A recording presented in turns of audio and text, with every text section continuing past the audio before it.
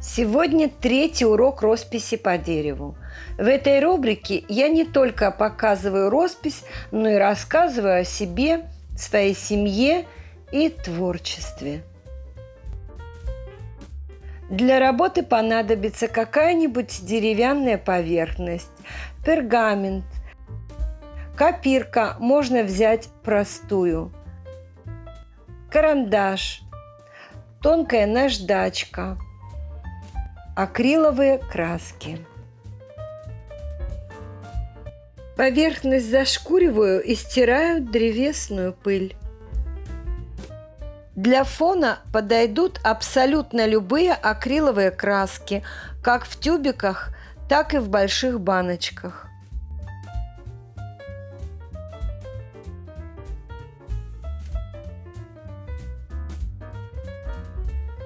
Ссылка на эскиз к этой работе в описании под видео. И если для фона подойдут любые акриловые краски, то для росписи подходят только более жидкие акриловые краски в бутылочках, например, такие как марка Американо. Набираю обильно краску на кисть, зеленую и белую на кончик. Слегка нажимаю на кисть так, чтобы она раскрылась. Лондон, аэропорт Хитроу. Мы прогуливаемся в ожидании рейса на Тель-Авив. Ловим на себе изумленные взгляды пассажиров. Перед нами на поводке семенит короткими ножками миниатюрный котик с огромными в пол мордочки любопытными глазами. Позже в салоне самолета он будет смирно сидеть на моих коленях, пока стюардесса вежливо не попросит посадить его в переноску. И он поймет и не будет сопротивляться. Он летит домой. Вот вы скажете, а при чем тут кот? Ты ведь рассказываешь истории о творчестве, о себе и своей семье. Только те, у кого есть домашние животные, поймут, что они однажды, войдя в нашу жизнь, становятся членами семьи. У него необычная судьба, если так можно сказать о животном. Он трижды летал на воздушных лайнерах, дважды пересек Атлантику на морском судне, некоторое время жил в Лондоне, родился в Голландии и вернулся туда уже во взрослом возрасте, правда, ненадолго, но дом его здесь, в Тель-Авиве. Сингапурская кошка – самая маленькая порода кошек в мире, которая отличается необыкновенной изящностью, озорным характером, привязанностью к людям и сообразительностью. Завести такую кошку мечтала моя племянница. Кугер, так она его назвала, прибыл к ней в Тель-Авив из Голландии. Это довольно редкая порода, и не в каждой стране есть питомники. А через несколько лет Вера вышла замуж и уехала к мужу в Лондон. Пришлось поместить Кугера на время карантина, который должен был проходить в Европе, в отчим доме в Голландии.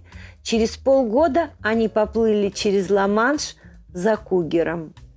Будущий муж Веры, сделав ей предложение, клялся в бесконечной любви к котикам, так как без Кугера она не соглашалась на переезд в другую страну. Но, как водится, тайное всегда становится явным. И когда у пары появился первенец, Кугер по понятным причинам не только потерял внимание любящей хозяйки, но и впал в немилость хозяина, который проявил чудовищную обсессию на стерильность. Кугеру нельзя было никуда, от слова «вообще». Когда мы прилетели к ним в гости в Лондон, то обнаружили на кухне когтеточку с будочкой для кошачьих игр. Вот там мы и обнаружили Кугера. Он даже не пытался покинуть свое убежище. А когда я брала его на руки, завидя хозяина, вырывался и бежал на кухню прятаться. Вера оказалась в тяжелой ситуации. В народе о таком говорят между двух огней. С одной стороны, рождение ребенка и кот, которого она воспринимала тоже как своего ребенка. С другой стороны, муж и его неприязнь к коту и страх бактерий и заразы. «Я должна спасать наш брак», – серьезно сказала она. «Я разрываюсь на части. Мне очень тяжело видеть моего жизнерадостного общительного Кугера в таком состоянии. Наверное, буду искать для него теплый дом. Ему совершенно не подходит такая жизнь. Он должен остаться в семье», – не задумываясь, сказала я. «И он возвращается домой». На тот момент у меня самой было 2 сиамские кошки – Пуша и ее сын Чарли. Как-нибудь привыкнут и уживутся. Мы купили билет на самолет для Кугера и, конечно, сообщили сыну, мол, встречай Тошав Хозер, пошутила я.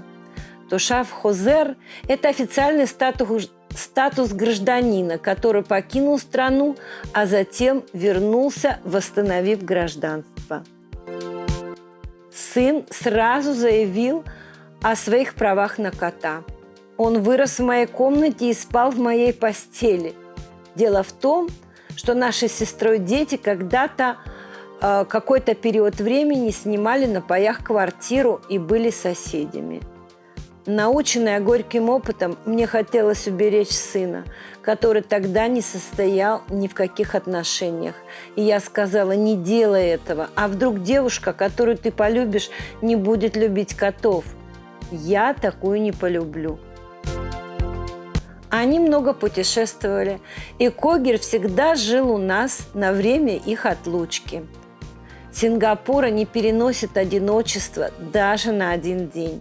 Пока Пуша, мама Чарли, была жива, она всегда брала его под крыло, и в доме почти не было кошачьих конфликтов.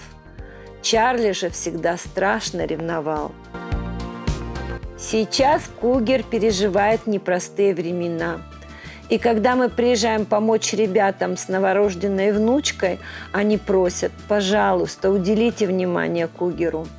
Это видео я снимала, когда Кугер гостил у нас. Хотели оставить его у себя еще на какое-то время, но сразу после выписки из роддома они потребовали вернуть его домой.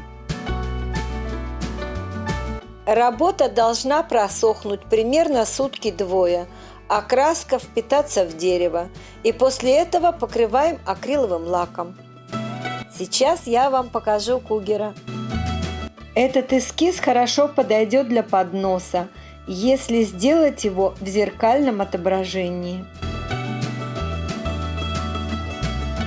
Он гостил у нас неделю и жил в нашей рабочей комнате во избежании конфликтов с ревнивым Чарли.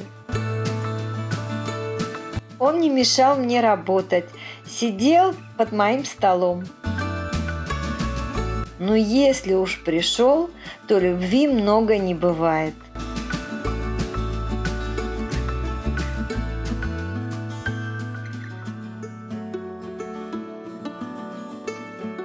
Спасибо за просмотр, лайки и комментарии. Подпишитесь, если вы еще не подписаны, и включите колокольчик, чтобы не пропустить новые выпуски. Увидимся!